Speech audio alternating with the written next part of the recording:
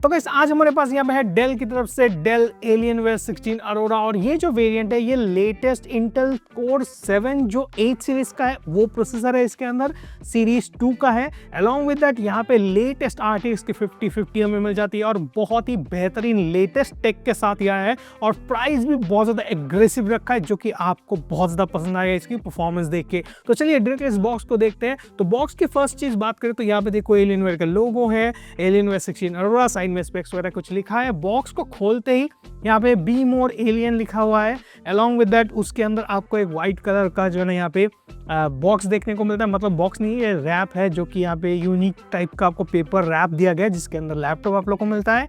उसके बाद यहाँ पे 180 वाट की साइड में एक अडाप्टर आप लोग को मिल जाती है, एक पावर कॉर्ड आप लोग को मिलता है और कुछ लिफलेट है फ्रॉम एलियनवेयर और एलियनवेयर का स्टिकर है जो कि आप यहाँ पे अप्लाई करना चाहते हो कहीं पे कर सकते हो। बाकी बॉक्स के अंदर और कुछ देखने लायक नहीं है। तो चलिए डायरेक्टली आगे बढ़ते हैं। तो ये रहा यहाँ पे डेल की तरफ से डेल एलियनवेयर अरोरा 16 जो लैपटॉप है, कुछ ऐसा आप लोग को दिखता है फर्स्ट लुक में। फुल्ली मैकेनिक बिल्ड आप लोग को मिलता है, बीच में एलियनवेयर की लोगो है, ऊपर के साइड में एक लाइन आप लोग को मिलता है, थोड़ा एस्थेटिकली अच्छा प्लीजिंग बनाता है दिखने के लिए। और यहाँ पे हिंज क्वालिटी की बात करें, बढ़िया हिंज क्वालिटी हमें यहाँ पे दी गई है जो कि हम लोग आगे देखेंगे। ठीक है, अभी बैक साइड की अगर बात करते हैं, look at the back panel. यहाँ पे देखो यार प्लास्टिक बिल्ड ही है जो है ना, बढ़िया क्वालिटी का प्लास्टिक है। यहाँ पे पॉलीकार्बोनेट बैक है।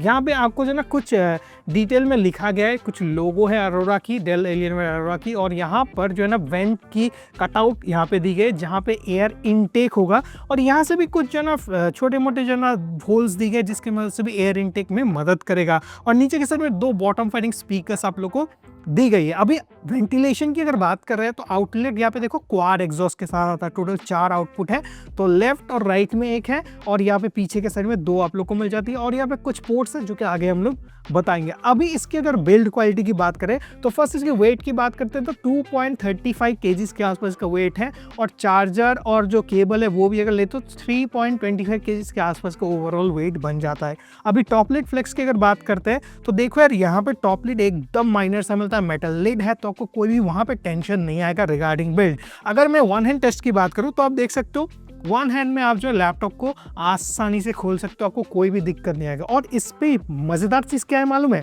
Look in this laptop. अगर हम लोग इसको जो है यहाँ से वन हैंड में खोलने की कोशिश करते हैं तो ये 180 डिग्री फ्लैट खुल जाता है जो कि गेमिंग लैपटॉप के अंदर ज़्यादातर नहीं होता है, बट यहाँ पे फ्लैट आप लोग को मिल जाती है। अगर मैं आपको ये डिस्प्ले दिखाऊं तो ये डिस्प्ले देखो 180 डिग्री तो है ही है और यहाँ पे एंटी रिफ्लेक्शन आप लोग को मिलता है, मतलब एंटी ग्लेयर पैनल है जो कि आपको कोई भी यहाँ पे दिक्कत नहीं देगा।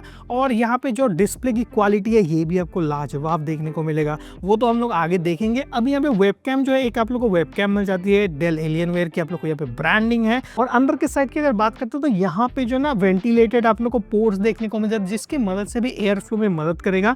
और जो कीबोर्ड है, कीबोर्ड की क्वालिटी भी काफी बढ़िया है। यहाँ पे व्हाइट बैकलाइट के साथ ही आप लोग को मिलता है। ठीक है, कोई भी मल्टी कलर बैकलाइट नहीं है, सिंगल जोन आप लोग को बैकलाइट कीबोर्ड मिलेगा व्हाइट कलर की।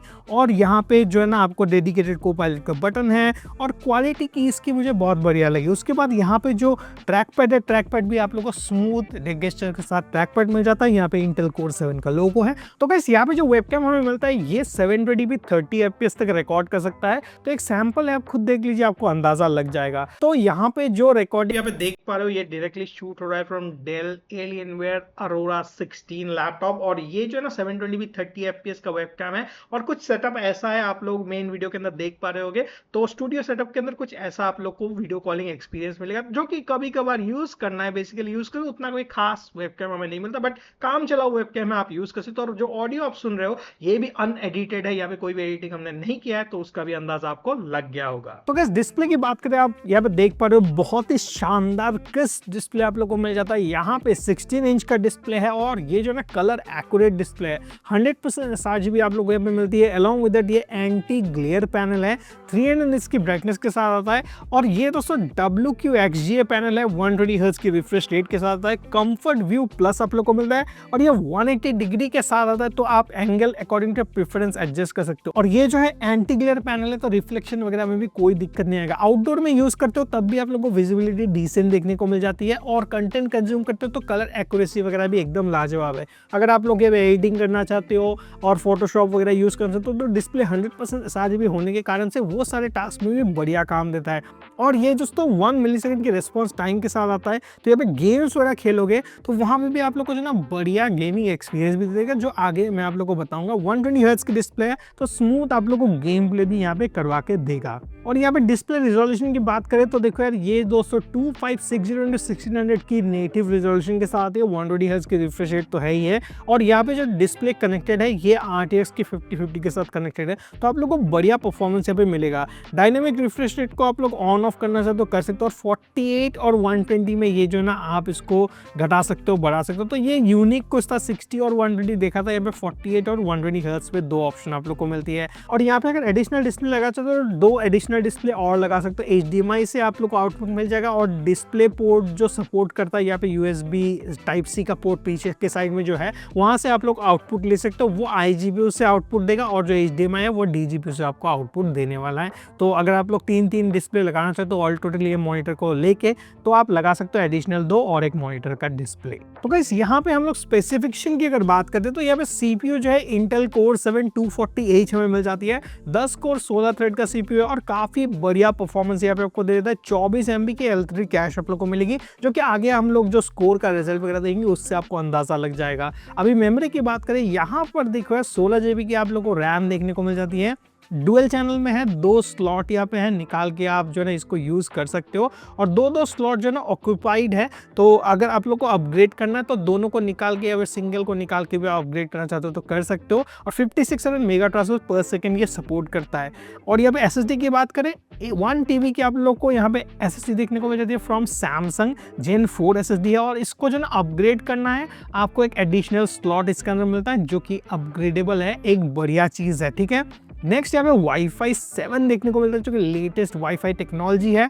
अलॉन्ग विद दैट यहाँ पे GPU इंटीग्रेटेड जो है Intel R ग्राफिक्स की मिल जाती है, और GPU 1 जो हमें मेन GPU मिलती है ये है RTX की 5050, जो कि आपको 8 GB की VRAM यहाँ पे दे देता है। और यहाँ पे जो TGP है आपको 80 वाट की टोटल TGP देखने को मिल जाती है, जो गेमिंग परफॉर्मेंस के अंदर हम लोग देखेंगे कैसा ये परफॉर्म करता है। तो गाइस यहाँ पे फर्स्ट गेम जो है ये वुकोंग, जहाँ पे जो प्रीसेट था 2560x1600 का DLSS ऑन, ऑटो के अंदर RTX था ऑफ, हाई प्रीसेट था, और FPS मुझे 37 ऑन एवरेज मिल रहा था। CPU की टेम्परेचर 67 डिग्री सेल्सियस और 48 वाट यहाँ पे ओवरऑल कंज्यूम हो रहा था। GPU की बात करें यहाँ पे 80 वाट तक कंजम्पशन मुझे दिखाई दिया। देन मैंने जो ना सारा सेटिंग्स को सेम रखा, बट यहाँ पे DLSS को रखा परफॉर्मेंस के अंदर, और यहाँ पे FPS मुझे 95 प्लस ऑन एवरेज मिल रहा था। RTX ऑन कर दिया था DLSS परफॉर्मेंस के अंदर, तो यहाँ पे 86 प्लस ऑन एवरेज मिल रहा था। अभी देखो यार, यहाँ पे फ्रेम जनरेशन है, तो नेक्स्ट जनरेशन की जो फ्रेम जनरेशन टेक्नोलॉजी है DLSS 4 का, तो वो हम लोगों ने फ्रेम जनरेशन 4x पे रखा था, हाई सेटिंग था, और RTX भी ऑन कर दिया था। तो यहाँ पे FPS हमें ऑन एन एवरेज 100 एवरेज देखने को मिला। नेक्स्ट यहाँ पे फॉरबिडन वेस्ट हम लोगों ने ट्राई किया, होराइजन फॉरबिडन वेस्ट। 2560x1600 की रिजोल्यूशन DLSS था ऑफ, और यहाँ पे हाई प्रीसेट सिलेक्टेड था। FPS 35 FPS ऑन एवरेज मिल रहा था। CPU 96 डिग्री सेल्सियस और 68 वाट कंजम्पशन था।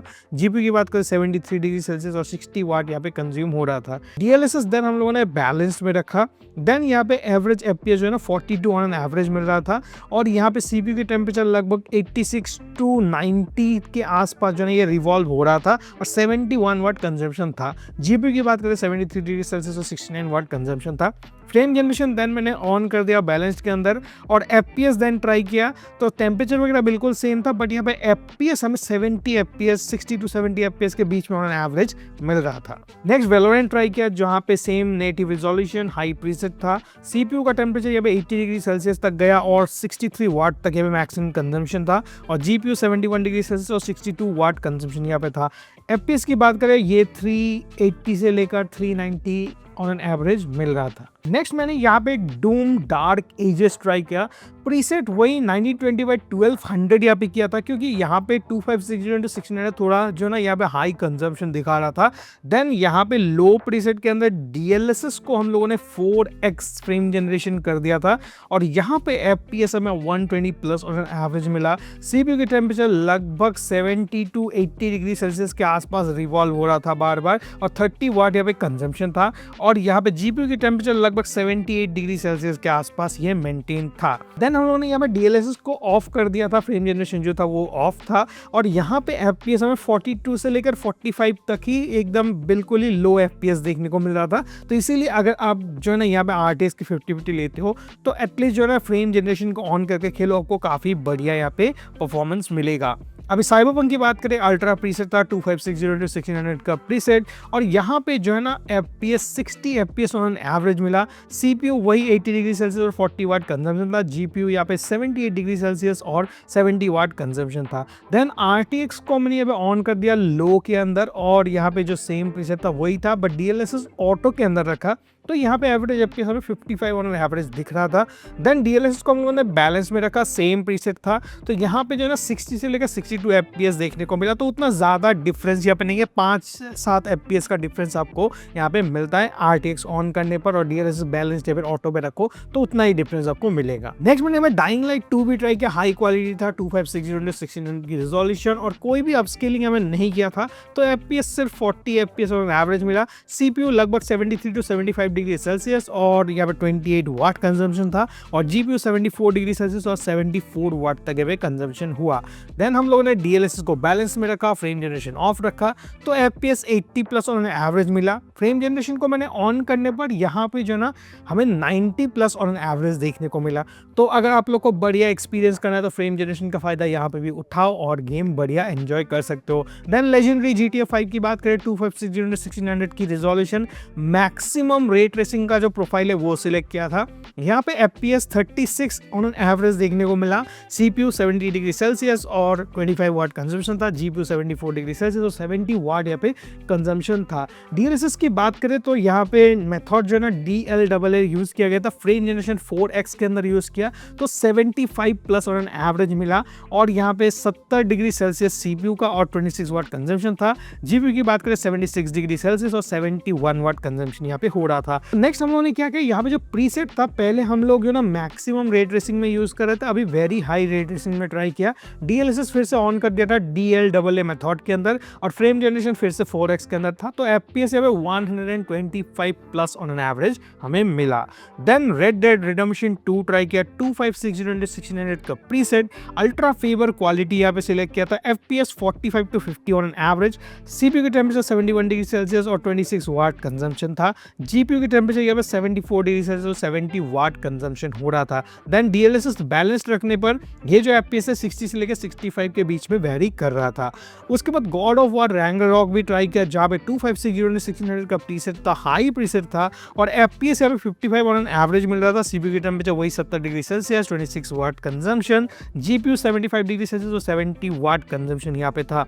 देन हम लोगों ने सेम प्रीसेट के अंदर DLSS बैलेंस के अंदर रखा, तो FPS 80 FPS ऑन एवरेज मिला। Then DLSS frame generation on कर दिया, DLSS को बैलेंस के अंदर रखा, तो हमें जो है ना 110 से लेकर 120 ऑन एवरेज FPS मिला। उसके बाद दोस्तों यहाँ पे वार जोन भी ट्राई किया। वार जोन के अंदर रिकमेंडेड प्रीसेट था, DLSS था ऑफ, FPS 78 to 80 FPS देखने को मिला ऑन एवरेज। CPU की बात करें 74 डिग्री सेल्सियस और 34 वाट तक यहाँ पे कंजम्पशन हो रहा था, और GPU यहाँ पे 78 डिग्री सेल्सियस और 70 वाट के आसपास कंजम्पशन था। इंडियाना जोन्स जो है ना वो हम लोगों ने ट्राई किया। यहाँ पे जो इनर सर्कल है 9020x1080p का प्रीसेट था, क्योंकि यहाँ पे ज्यादा अगर हम लोग प्रीसेट सिलेक्ट करते तो वो सपोर्ट नहीं कर रहा था, कुछ जो है मेमोरी एरर वगैरह आ रहा था।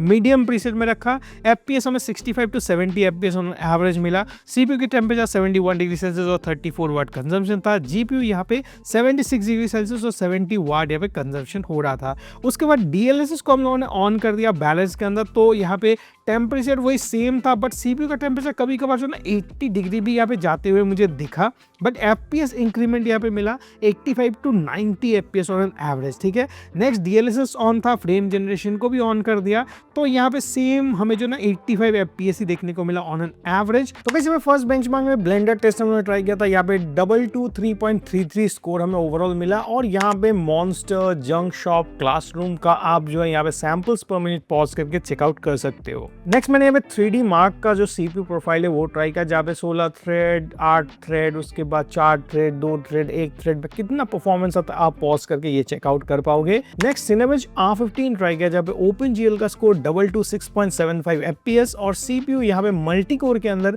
2524 CV और सिंगल कोर में 270 CV। और यहाँ पे सिनेमेज R23 में 16725 CPU की मल्टी कोर स्कोर और सिंगल कोर के अंदर 1820। उसके बाद यहाँ पे क्रिस्टल डिस्क मार्क का जो रीड एंड राइट स्पीड आप पॉज करके सारी चीजें देख सकते हो। और यहाँ पे जो राइट स्पीड है थोड़ा मुझे कम देखने को मिला, बट ओवरऑल ठीक है, डिसेंट है। आप लोगों को रीड स्पीड बहुत ही डिसेंट देखने को मिल जाती है। Gen 4 की आप लोगों को यहाँ पे SSD मिलती है। देन 3D मार्क की तरफ से रे ट्रेसिंग का फीचर टेस्ट भी ट्राई किया, जहाँ पे एवरेज फ्रेम रेट जो है ना 24.33 FPS हमें मिला। देन हम लोगों ने यहाँ पे DLSS का फीचर टेस्ट भी किया था, जो कि 3D मार्क की तरफ से फिर से है। DLSS ऑफ स्टेट में 6.49 था और DLSS ऑन स्टेट में इट गोज अप टू 51, जो कि बहुत ही ज्यादा हाई है और बढ़िया आप लोग DLSS का फायदा उठा सकोगे। नेक्स्ट Geekbench 6 की अगर बात करें, यहाँ पर सिंगल कोर का स्कोर 2621 और मल्टी कोर यहाँ पर 13416। उसके बाद Geekbench 6 की OpenCL के स्कोर यहाँ पे टेस्ट करने पर 92,572 स्कोर ओवरऑल मिला। देन यहाँ पे प्रीमियर प्रो का जो टेस्ट है Puget सिस्टम की तरफ से, वो हम लोगों ने ट्राई किया था। तो प्रीमियर प्रो के अंदर हमें बेंचमार्क स्कोर 7469 ओवरऑल मिला। देन हम लोगों ने यहाँ पे फोटोशॉप ट्राई किया, तो फोटोशॉप के अंदर जो ओवरऑल स्कोर है ये 6297 हमें मिला। देन 3D मार्क की तरफ से स्टील नोमैड भी ट्राई किया, जहाँ पे लेजेंडरी स्कोर देखने को मिला, जो कि एवरेज से भी काफी ज्यादा स्कोर मिला। 2052 एक बहुत ही लेजेंडरी स्कोर है, जो कि आपको बहुत बढ़िया गेम प्ले यहाँ पे करवा के देगा। उसके बाद स्टेबिलिटी टेस्ट की बात करें, यहाँ पे स्ट्रेस टेस्ट भी किया गया था, स्टील नोमैड स्ट्रेस टेस्ट, जो कि यहाँ पे 97.3% की स्टेबिलिटी यूज की गई थी और 20 टोटल लूप था, जो कि आपको यहाँ पे डिसेंट परफॉर्मेंस दे देता है। कोई भी आप लोग को उतना लैग स्टटर देखने को यहाँ पे नहीं मिलता है। उसके बाद स्टोरेज बेंच की बात करें, 1850 का स्कोर ओवरऑल मिला, जहाँ पे load game, install game, save game कितना क्या बैंडविड्थ लेता है आप पॉज करके देख सकते हो। बस अभी हम लोग अगर पोर्ट्स की बात करते हैं, तो पोर्ट्स में फर्स्ट रियर से स्टार्ट करते हैं। रियर में फर्स्ट हमें USB टाइप A का एक पोर्ट मिल जाता है, 3.2 Gen 1 का पोर्ट है। देन दो आप लोग को टाइप C का पोर्ट मिल जाता है, USB 3.2 Gen 2 है। और यहाँ पर डिस्प्ले पोर्ट 1.4 भी सपोर्ट करता है, जो कि iGPU के साथ कनेक्टेड है, ठीक है। और जो HDMI 2.1 है वो DGPU के साथ कनेक्टेड है और यहाँ पे DC इन का पोर्ट हमें एक देखने को मिल जाता है।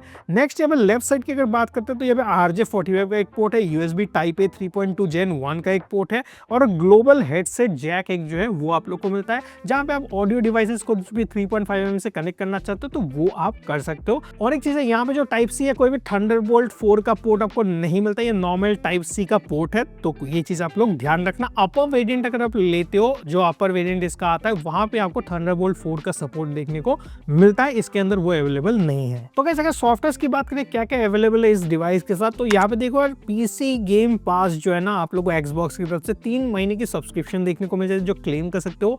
ऑफिस होम 2024 आप लोग को मिल जाता है, जो क्लेम कर सकोगे। अलॉन्ग विद दैट यहाँ पे 1 साल की आप लोग को माइक्रोसॉफ्ट के 365 बेसिक का वर्जन देखने को मिलेगा, जो कि अगर क्लेम करना चाहते हो तो ये 3 ऑप्शन है जो इस लैपटॉप के साथ आती है, क्लेम आप कर पाओगे। तो उसके बाद जो यहाँ पे खुद का जो सॉफ्टवेयर है, डेल एलियनवेयर सेंटर आप लोग को यहाँ पे मिल जाती है, जो कि आप यहाँ से सारी चीजों को कस्टमाइज कर सकते हो। तो डेल एलियनवेयर कमांड सेंटर खोलने के साथ साथ कुछ ऐसा आप लोग को सिस्टम दिखाई देगा। यहाँ पे आपको लैपटॉप दिखाई देगा जो कि एक्टिव है। इस पे अगर टैप करते हो, टैप करने के साथ साथ यहाँ पे आपको जो है ना सारा चीज देखने को मिलेगा। एक कीबोर्ड आ जाती है। कीबोर्ड के अंदर बढ़िया चीज क्या है, यहाँ पे जो कीबोर्ड है, एक कीज है M1, M2, M3, जो कि आप कस्टमाइज कर सकते हो। जैसे कि यहाँ पे M1 के अंदर आप अगर क्लिक करते हो, मैंने यहाँ पे एक शॉर्टकट असाइन करके रखा है, S दे के रखा है। तो अगर मैं इसको S प्रेस करता हूँ, या फिर आपको ये वाला कमांड अगर मैं M1 प्रेस कर देता हूँ, एक मिनट, यहाँ पे क्या असाइन है वो एक बार देख लेते हैं। माई कीबाइंड्स में जाके आप असाइन कर सकते हैं। जैसे कि S के थ्रू मैंने कमांड यहाँ पे करके रखा है कि अगर वो मैं प्रेस करता हूँ तो सब्सक्राइब नाम से ये एक टेक्स्ट लिख देगा, ठीक है। टेक्स्ट ब्लॉक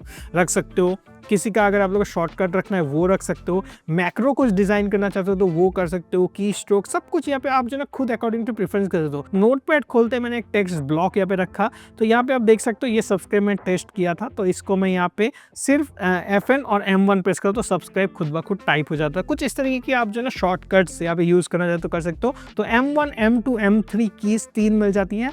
जहाँ पे आप सारी चीज़ें जो है ना यहाँ पे कस्टमाइज़ करना है कर सकते हो, तो ये चीज़ बढ़िया है, ठीक है। और यहाँ पे जो ना Alienware FX के अंदर कलर्स वगैरह भी चेंज कर सकते हो, बट यहाँ पे सपोर्ट नहीं करता, ये RGB बैकलाइट नहीं है, तो इसीलिए कोई ऑप्शन आपको नहीं मिलता है। नीचे आओगे तो यहाँ पे बैटरी, क्वाइट, बैलेंस्ड और परफॉर्मेंस मोड आप लोग को दिखाई देगा, और यहाँ पे कस्टम मोड, ओवरड्राइव मोड भी आप लोग को मिलता है, जो कि अकॉर्डिंग टू प्रेफरेंस आप सिलेक्ट कर सकते हो। अभी फिलहाल क्या मोड के अंदर है, परफॉर्मेंस मोड के अंदर है, और यहाँ से आप जो है ना सारा चीज़ें ऊपर से भी चेंज कर सकते हो यहाँ पे क्लिक करके, और सब कुछ यहाँ पे देख सकते हो। GPU की यूटिलाइजेशन हो गया, मेमोरी यूसेज, C ड्राइव की यूसेज, सब कुछ आप यहाँ पे एक बार चेकआउट करना कर सकते हो। तो लाइब्रेरी का टैब मिल जाएगा, जहाँ पे आप जाके सारे लाइब्रेरीज वगैरह जो भी गेम्स वगैरह इंस्टॉल करके रखा है वो देख सकते हो। देन Alienware की यहाँ पे डॉल्बी एटमॉस का सपोर्ट मिल जाती है, तो यहाँ पे ये जो है ना डायरेक्टली खुल जाएगा। ये ओपन करने के साथ 10 सेकंड आप लोग को वेट करना होगा, तो डॉल्बी एटमॉस का सपोर्ट है, और इसके अंदर जाके आप कस्टमाइज कर सकते हो इक्वलाइज को, आपको कैसा साउंड चाहिए वो रखो, म्यूजिक में रखना चाहते हो वो रखो, मूवी, गेम, वॉइस कुछ भी सिलेक्ट करना है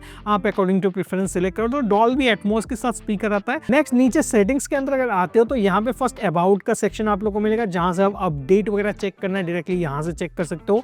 बैकग्राउंड की बात करें, एनिमेटेड बैकग्राउंड वगैरह ऑन ऑफ करना है, ये आप अकॉर्डिंग टू प्रेफरेंस रख लेना। उसके बाद गाइस यहाँ पे नेक्स्ट जो ओवरले का टैब मिलता है, जहाँ पे आप ओवरले वगैरह को अगर आप लोगों को ऑन ऑफ करना है ड्यूरिंग गेम प्ले, तो यहाँ पे Alienware की खुद की जो है ना ओवरले मिल जाती है, जहाँ पे CPU का स्टैट, GPU का स्टैट वगैरह देखना चाहते हो, कंट्रोल शिफ्ट वाई से आप वो चेंज कर सकते हो। उसके बाद आपको यहाँ पे स्टेल्थ मोड देखने को मिल जाता है, जो कि यहाँ पे इसको अगर आप लोग एनाबल करते हो ये क्वाइट मोड में चला जाएगा, आपके फैन की स्पीड वगैरह को लोअर कर देगा, और जो भी लाइटिंग इफेक्ट है वो सब ऑफ कर देगा, बट ये जो है ना परफॉर्मेंस को जो ना क्वाइट परफॉर्मेंस प्रीसेट के अंदर रख देगा, मतलब परफॉर्मेंस भी देगा बट क्वाइटली स्टेल्थ मोड के अंदर आप लोगों को बढ़िया परफॉर्मेंस निकाल के देगा। तो बेसिक टास्क अगर मल्टीटास्किंग वगैरह करते हो उसके लिए बढ़िया, गेमिंग मोड के लिए एनाबल मत करो, बट अगर आप लोग को नॉर्मल में भी क्वाइट एनवायरनमेंट में काम करना तो ये ऑन कर सकते हो, क्योंकि गेमिंग मोड है तो बहुत ज़्यादा लाउड साउंड देते हैं जब परफॉर्मेंस सेंट्रिक काम करते हो, तो उसके लिए स्टेल्थ मोड उन लोगों ने दिया है। हालांकि यहाँ पे जब हम लोग गेमिंग करते हो तो बहुत ज़्यादा लंबे टाइम तक तो साउंड बहुत आता है इसकी फ़ैन की, अगर आप लोग टर्बो या फिर नॉर्मल मोड या फिर,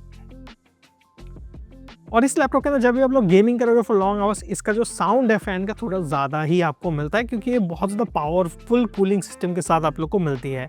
उसके बाद परफॉर्मेंस सेगमेंट में आते हैं, तो यहाँ पे ओवरक्लॉकिंग कंट्रोल को डिसेबल एनाबल आप खुद ब खुद कर सकते हो, और मक्स स्विच का सपोर्ट है, जहाँ पे आप यहाँ पे DGPU IGPU में स्विच करना है तो वो कर सकते हो, मतलब यहाँ पे हाइब्रिड ग्राफिक्स में स्विच कर सकते हो, मतलब जब नीड होगा वो IGPU यूज़ करें, जब गेम प्ले करोगे तो वो डेडिकेटेड GPU में स्विच कर लेगा, तो हाइब्रिड सेटिंग्स आप लोग को यहाँ पे मिलती है। उसके बाद यहाँ पे जो TCC ऑफसेट आप लोग को मिलता है, जहाँ पे जो है थर्मल कंट्रोल सर्किट कहते हैं इसको, जहाँ पे मैक्सिमम CPU टेम्परेचर को आप कंट्रोल कर सकते हो, कितना तक जाएगा, कितना तक आपको कंट्रोल करना, तो ये भी आपको ऑप्शन यहाँ पे दिया गया है, जो कि आप सिंपली स्लाइडर से अप डाउन करके आप चेक कर सकते हो। तो बढ़िया कंट्रोल है, बहुत सारी सेटिंग्स हैं जो कि इस लैपटॉप को बढ़िया बनाता है। तो इसके बारे में मैं थोड़ा ओवरव्यू बताया, अगर और डिटेल में जाननी है तो इंटरनेट में बहुत सारी जो है अवेलेबल है वीडियो, जाके वो चेकआउट आप कर सकते हो। गाइस अभी अगर कीबोर्ड की बात करें तो कीबोर्ड देखकर फुल साइज कीबोर्ड आप लोग को मिल जाता है, यहाँ पे आपको नंबर पैड वगैरह मिलता है। बैकलिट कीबोर्ड है, 2 लेवल की आप लोग को ब्राइटनेस यहाँ पे मिलती है, फुल्ली वाइड बैकलिट है। टाइपिंग एक्सपीरियंस यहाँ पे अच्छी है, चिकलेट कीबोर्ड आप लोग को मिलता है, और टाइप करने में मुझे अच्छा एक्सपीरियंस हमें मिला, कोई भी वहाँ पे दिक्कत आपको नहीं आएगा। ट्रैक पैड की बात करें, छोटे साइज के ट्रैक पैड है, बट स्मूथ है, गेस्चर्स वगैरह सपोर्ट करता है, उतना कुछ खास नहीं कहने के लिए, बट यूज़ करना चाहते हो तो आप कर सकते हो। बट गेमिंग लैपटॉप है यार, गेमिंग माउस और एक कीबोर्ड लेना बढ़िया एक्सपीरियंस आपको देगा। तो अगर थर्मल्स की बात करें, देखो यार ये वाला लैपटॉप जो बढ़िया थर्मल्स के आता है। Alienware के जितने भी लैपटॉप्स है थर्मल के लिए मशहूर है, यहाँ पे भी Alienware की बढ़िया थर्मल डिजाइन आप लोग को मिल जाती है, जिसका नाम यहाँ पे रखा है Alienware क्रायोटेक, और यहाँ पे जो है ना ये मेंटेन करता है स्टेबिलिटी को, और डिमांडिंग सेशंस के अंदर बहुत ज्यादा बढ़िया काम भी करता है। और ये दोस्तों डुअल फैन के साथ आता है, यहाँ पे क्वाड एग्जॉस्ट के साथ जो आता है, 4 जगह से यहाँ पे हॉट एयर्स बाहर जाती है, जो कि इसको बहुत ज्यादा ठंडे होने में बहुत जल्दी मदद करता है। इसीलिए जब भी आप लोग गेम प्ले वगैरह देखोगे वहाँ पे टेम्परेचर काफी कंट्रोल्ड यहाँ पे दिखाई आपको देगा। और अंदर के साइड में कॉपर हीट पाइप जो GPU CPU को कूल करने में मदद करता है, और यहाँ पे जो एयर इनटेक का वेंट है नीचे के साइड में बढ़िया एयर फ्लो ये मेंटेन करके रखता है। मेक श्योर करना थोड़ा वेंटिलेटेड स्पेस आपको इसको दे, पर टेबल टॉप के ऊपर कोई भी इशू नहीं आता। मेरा जो टेस्ट है सारा टेबल टॉप के ऊपर ही किया गया था। तो अगर बैटरी लाइफ की बात करें, यहाँ पे देखो 94 वाट आवर की आप लोग को बड़े साइज की बैटरी देखने को मिल जाती है, और यहाँ पे जो ना 180 वाट की जो अडाप्टर है वो लगभग 1 आवर 30 मिनट्स के आसपास ये जो ना फुल चार्ज करके आपको दे देगा। और यहाँ पे बात करूँ मैं टाइप सी के चार्जिंग के सपोर्ट करता है कि नहीं, तो देखकर मैंने इसको ट्राई किया था, तो टाइप सी से ये चार्ज नहीं होता है फर्स्ट ऑफ ऑल, ठीक है। तो यहाँ पे अगर टाइप सी से चार्ज करना चाहते हो तो पीछे का जो टाइप सी का पोर्ट है यहाँ से ये चार्ज ले लेता है, तो डायरेक्टली आप टाइप सी से भी इसको चार्ज करना कर सकते हो। बट मैंने इसको लॉन्ग टाइम तक चार्ज करके नहीं देखा था, तो यहाँ पर स्लो चार्जर दिखाता है 100 वाट में भी, मेरे पास उससे ऊपर का चार्जर नहीं था तो मैं ट्राई नहीं कर पाया, ठीक है। बट टाइप सी से ये चार्ज करना है ओकेशनली तो आप कर सकते हो। यहाँ पे देखो यार बैटरी कंजम्पशन की बात करिए, नॉर्मल गेमिंग लैपटॉप्स की तरह ही आपको मैक्सिमम 1 आवर 15 टू 20 मिनट्स के आसपास जो है गेमिंग परफॉर्मेंस देता है। अगर आप नॉर्मल बेसिक टास्क की बात करें, अगर आप लोग यहाँ पे जो ना पावर सेविंग मोड ऑन करते हो, बैकलाइट ऑफ करते हो, यहाँ पे आप जो है ब्राइटनेस को 50% के आसपास रखते हो, तो आपको जो ना डिसेंट यहाँ पे बैटरी लाइफ दे देता है। अराउंड 3.5 टू 4 आवर्स तक भी ये स्ट्रेच हो सकता है, ठीक है। तो ये चीज़ है, उसके ऊपर हम एक्सपेक्ट मत करना, क्योंकि देखो यहाँ पे पावरफुल जीपीयू सीपीयू का कॉम्बिनेशन है। 45 वाट की आप लोग को यहाँ पे सीपीयू देखने को मिलती है, अलॉन्ग विद दैट यहाँ पे जो जीपीयू है 80 वाट कंजम्पशन यहाँ पे हो जाता है।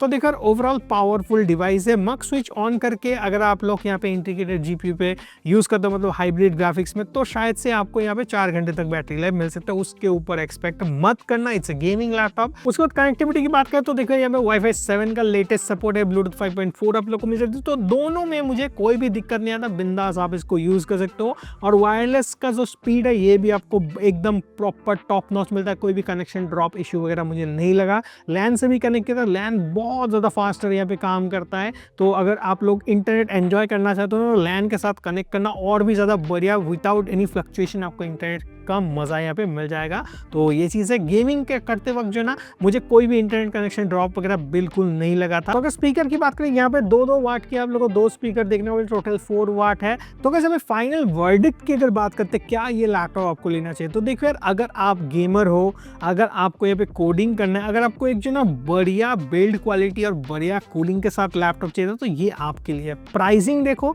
1,25,000 के आसपास लिस्टेड प्राइसिंग है। कार्ड ऑफर्स लगा के, बैंक ऑफर्स लगा के आपको जो 1,10,000 के आसपास भी ये देखने को मिल सकता है ड्यूरिंग स्पेसिफिक ऑफर्स, ठीक है।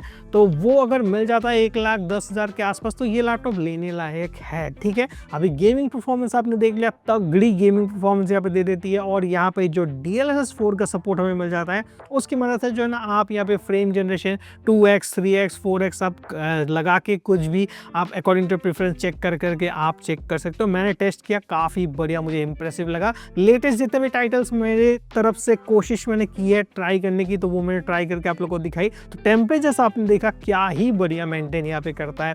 इसका जो टेम्परेचर है मुझे बहुत ज़्यादा बढ़िया लगा। हाँ, एक चीज़ है, थोड़ा हैवियर है लैपटॉप, आप जब कैरी करोगे तो आपको जो थोड़ा वेट कैरी करना होगा, क्योंकि पावर है इसके अंदर तो थोड़ा हैवी होगा ना यार। तो देखो यहाँ पे जो ना एक बढ़िया सा डिस्प्ले आपको मिलता है, ये जो ना QHD प्लस का डिस्प्ले आपको यहाँ पे मिल जाता है 120 हर्ट्ज की रिफ्रेश रेट के साथ। और ये IPS पैनल है, 100% sRGB मिलती है, 300 निट्स की ब्राइटनेस मिलती है। एक गेमिंग लैपटॉप इतना पावरफुल, उसके अंदर जो ना ये सारी चीज़ें दी गई है, उससे ज़्यादा एक्सपेक्टेशन हम लोग नहीं रखते। अगर आपको अच्छा और डिस्प्ले चाहिए तो आप ऊपर के डिस्प्ले के साथ आप जाना चाहते हो तो जा सकते हो। इसका और भी ऊपर का मॉडल भी मिलता है, तो वहाँ पे पैसा भी आपको ज़्यादा पे करना होगा, तो वो चीज़ है। हालांकि मुझे इस लैपटॉप के अंदर कोई भी कमी वैसे नहीं लगी है।